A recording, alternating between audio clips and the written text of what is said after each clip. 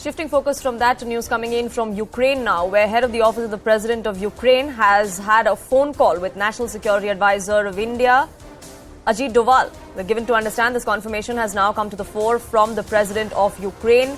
This comes at a time when we are 2 days away from the anniversary of the Russian invasion of Ukraine. Remember, yesterday, sources within the French government had also told us that there is hope that is pinned on the Indian government to play mediator as far as charting out a roadmap for peace is concerned, because 1 year on, the war continues in Ukraine. People of the country continue to pay a heavy price.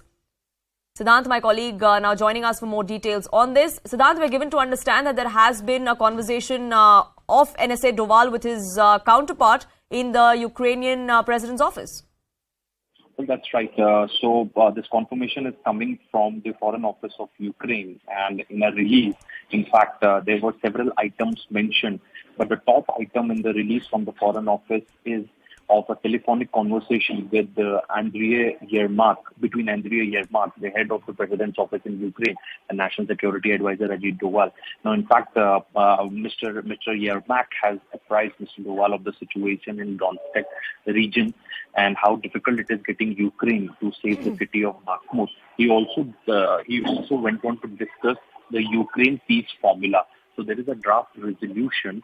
And in fact, Ukraine wants India to support the peace formula, the draft which has been prepared.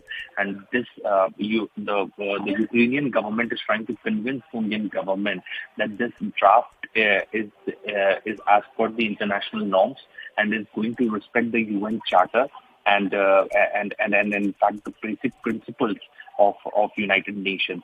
So Mr. Yermak had asked for a cooperation with India. And he also said that we believe that you will support our resolution as it contains very correct wording on the inviolability of borders and territorial integrity.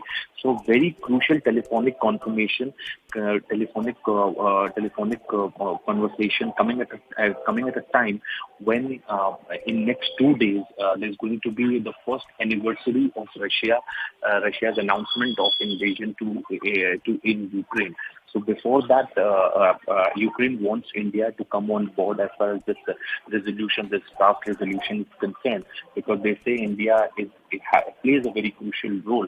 And as this resolution is as per the United Nations norm and the international standards, so India should support that. So basically, Ukraine is looking for India's support as far as Ukraine peace formula is concerned. And India has also been kept in loop regarding the developments that are taking place on the battlefield.